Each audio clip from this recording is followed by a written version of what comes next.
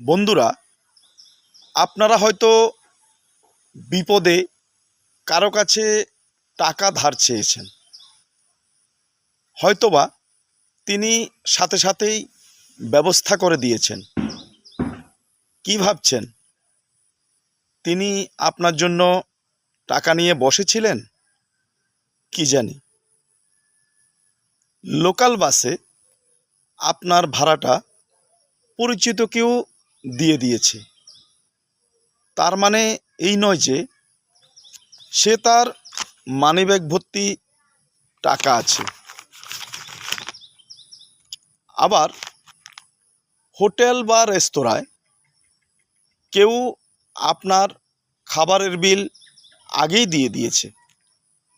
তার মানে এই নয় যে তার কাছে টাকার পাহাড় আছে।